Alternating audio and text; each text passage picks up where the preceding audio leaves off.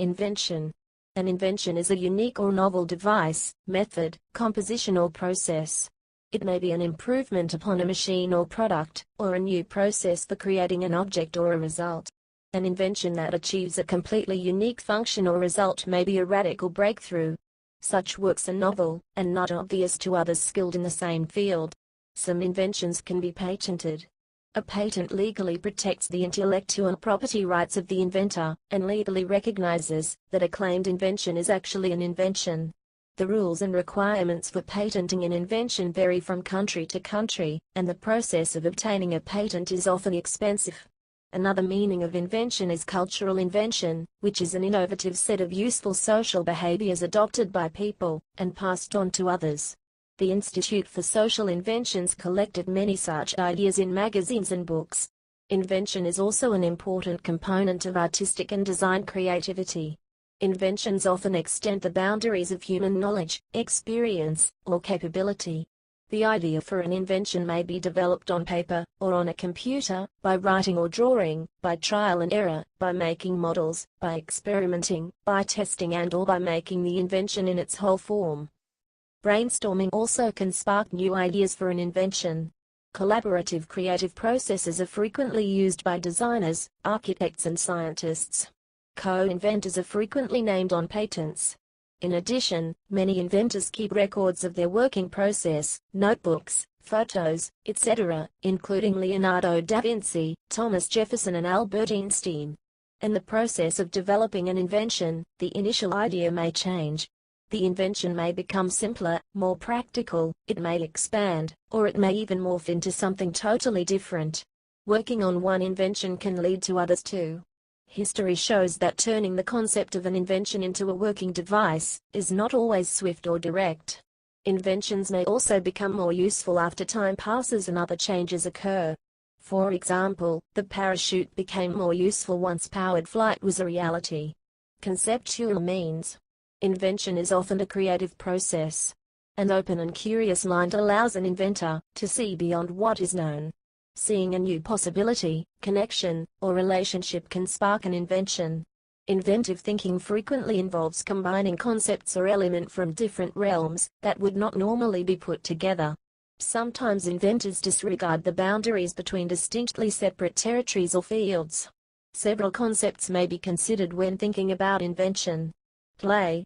Play may lead to invention. Childhood curiosity, experimentation, and imagination can develop one's play instinct and inner need according to Carl Jung. Inventors feel the need to play with things that interest them, and to explore, and this internal drive brings about novel creations. Thomas Edison said, "I never did a day's work in my life, it was all fun." Inventing can also be an obsession. Sometimes inventions and ideas may seem to arise spontaneously while daydreaming, especially when the mind is free from its usual concerns. For example, both J.K. Rowling, the creator of Harry Potter, and Frank Hornby, the inventor of Meccano, first had their ideas while on train journeys. Re-envision. To invent is to see anew. Inventors often envision a new idea, seeing it in their mind's eye. New ideas can arise when the conscious mind turns away from the subject or problem, when the inventor's focus is on something else, or while relaxing or sleeping. A novel idea may come in a flash, a eureka moment. For example, after years of working to figure out the general theory of relativity, the solution came to Einstein suddenly in a dream, like a giant die making an indelible impress. A huge map of the universe outlined itself in one clear vision. Inventions can also be accidental, such as in the case of polytetrafluoroethylene, Teflon. Insight. Insight can also be a vital element of invention. Such inventive insight may begin with questions, doubt or a hunch. It may begin by recognizing that something unusual or accidental may be useful, or that it could open a new avenue for exploration. For example, the odd metallic color of plastic made by accidentally adding 1,000 times too much catalyst led scientists to explore its metal-like properties, inventing electrically conductive plastic and light-emitting plastic, an invention that won the Nobel Prize in 2000, and has led to innovative lighting, display screens, wallpaper and much more. See conductive, polymer, and organic light-emitting diode or ALD. Exploration. Invention is often an exploratory process with an uncertain or unknown outcome. There are failures as well as successes. Inspiration can start the process, but no matter how complete the initial idea, inventions typically must be developed. Improvement. Inventors may, for example, try to improve something by making it more effective, healthier, faster, more efficient, easier to use, serve more purposes, longer lasting, cheaper, more ecologically friendly, or aesthetically different, lighter weight, more ergonomic, structurally different, with new light or color properties, etc. Implementing inventions. Inventions get out into the world in different ways. Some are sold, licensed, or given away as products or services. Simply exhibiting visual art, playing music, or having a performance gets many artistic inventions out into the world. Believing in the success of an invention can involve risk, so it can be difficult to obtain support and funding.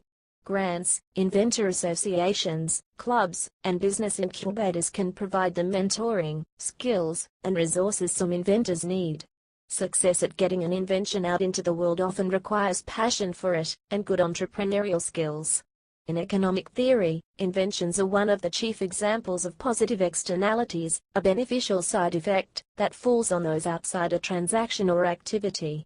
One of the central concepts of economics is that externalities should be internalized unless some of the benefits of this positive externality can be captured by the parties. The parties are under-rewarded for their inventions, and systematic under-rewarding leads to under-investment in activities that lead to inventions. The patent system captures those positive externalities for the inventor or other patent owner, so that the economy as a whole invests an optimum amount of resources in the invention process. Invention versus innovation. Main article, Innovation. In the social sciences, an innovation is something that is new, better, and has been adopted. The theory for adoption of an innovation, called diffusion of innovations, considers the likelihood that an innovation is adopted, and the taxonomy of persons likely to adopt it, or spur its adoption. This theory was first put forth by Everett Rogers. Gabriel Tarde also dealt with the adoption of innovations in his Laws of Imitation. Purposes of invention. An invention can serve many purposes. These purposes might differ significantly, and may change over time. An invention, or a further developed version of it, may serve purposes never envisioned by its original inventor or inventors, or even by others living at the time of its original invention. As an example, consider all the kinds of plastic developed, their innumerable uses, and the tremendous growth this material invention is still undergoing today. Invention is defined by patent law. The term invention is also an important legal concept and central to patent law systems worldwide. As is often the case for legal concepts, its legal meaning is slightly different from common usage of the word. Additionally, the legal concept of invention is quite different in American and European patent law. In Europe, the first test a patent application must pass is this an invention? If it is, subsequent questions are whether it is new and sufficiently inventive. The implication counterintuitively is that a legal invention is not inherently novel. Whether a patent application relates to an invention is governed by Article 52 of the European Patent Convention, that excludes, for instance, discoveries as such and software as such. The EPO Boards of Appeal decided that the technical character of an application is decisive for it to represent an invention, following an age-old German tradition. British courts don't agree with this interpretation. Following a 1959 Australian decision, in IDC they believe that it is not possible to grasp the invention concept in a single rule. A British court once stated that the technical character test implies a restatement of the problem and more imprecise terminology. In the United States, all patent applications are considered inventions. The statute explicitly says that the American invention concept includes discoveries, 35 U.S.C. 100, contrary to the European invention concept. The European invention concept corresponds to the American patentable subject matter concept, the first test a patent application is submitted to.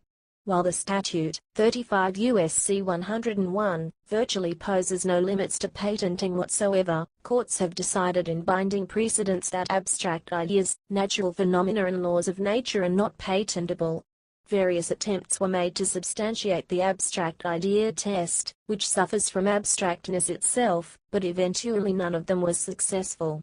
The last attempt so far was the machine or transformation test, but the U.S. Supreme Court decided in 2010 that it is merely an indication at best. Invention in the arts. Invention has a long and important history in the arts. Inventive thinking has always played a vital role in the creative process. While some inventions in the arts are patentable, others are not, because they cannot fulfill the strict requirements governments have established for granting them. See patent. Reinventing art. Art is continuously reinvented. Many artists, designers, and architects think like inventors. As they create, they may explore beyond what is known or obvious, push against barriers, change or discard conventions, or break into new territory. Breaking the rules became the most valued attribute in art during the 20th century, with the highest acclaim going to conceptual innovation, that frequently involved the invention of new genres. Inventions in art are new processes of creation, new mediums, and new art forms. Some visual artists like Picasso become inventors in the process of creating art. As the dialogue between Picasso and Braque brought about Cubism, such collaborations spawned many inventions. Some inventions in visual art employ prior developments in science or technology. For example, Picasso and Julio González used welding to invent a new kind of sculpture, the form of which could be more open to light and air. More recently, computer software has enabled an explosion of invention in visual art, including computer art, and advances in photography, film, architecture, and design. Other inventions in art include the collage and construction invented by Picasso, ready-made invented by Marcel Duchamp, mobile invented by Alexander Calder, combine invented by Robert Rauschenberg, shaped painting invented by Frank Stella, motion picture, the invention of which is attributed to Edward Muybridge.